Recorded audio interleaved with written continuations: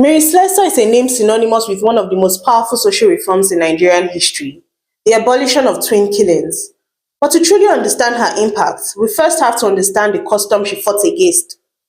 In the late 19th century, in parts of what is now southeastern Nigeria, the birth of twins were considered a deep curse.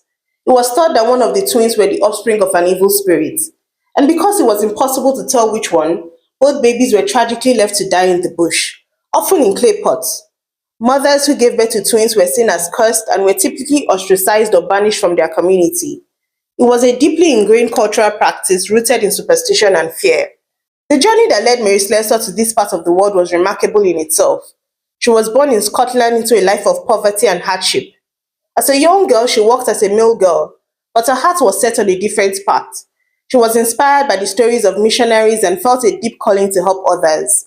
In 1876, at the age of 28, she finally answered that call and sailed to Calabar, Nigeria. When she arrived, she was initially shocked by the harsh reality she encountered. But unlike others who might have recoiled, Mary chose to immerse herself completely in the culture. She rejected the isolation of a traditional mission compound and instead lived a simple life in a traditional African house, wearing local clothing and eating local food. She quickly learned the local Efik language, which allowed her to communicate directly with the people and gain their trust. This personal connection became the foundation of all her work.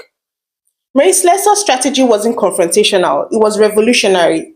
She began to rescue and adopt every abandoned twin she found, bringing them into her home. Her home became a safe haven, a place where these children, once deemed outcasts, were loved and cared for as her own family. By doing this, she didn't just save lives. She demonstrated to the community that these children were not evil but blessings. Her actions were a powerful living example that slowly began to change the hearts and minds of this community. Her influence grew well beyond her mission. Mary was fearless and often ventured into more dangerous and remote areas of the region where no other missionary had gone before. She mediated disputes, fought against the practice of poison ordeals, and tirelessly advocated for the rights of women and girls. Her dedication and courage earned her the deep respect of local chiefs and elders. They came to rely on her wisdom and fairness. In an unprecedented move, she was eventually appointed as a vice-consul of the British Empire in 1892 and later became a judge in local courts.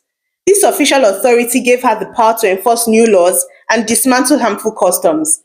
She used her position to protect the most vulnerable and to legally abolish the killing of twins, a custom she had been fighting for years. Mary Slessor's legacy is a powerful example of how one person's empathy and determination can lead to profound social change. She didn't just preach her beliefs, she lived them. Her courage saved countless lives and forever altered the course of a community, proving that even the darkest traditions can be overcome by unwavering compassion.